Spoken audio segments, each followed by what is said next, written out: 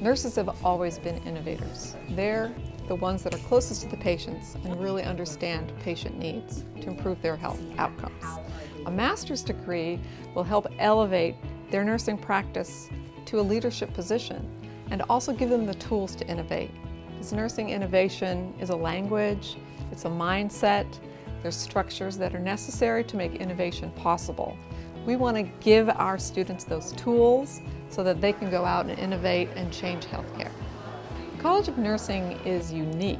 First of all, it is the only college in the state of Texas that has a Master's in Innovation program.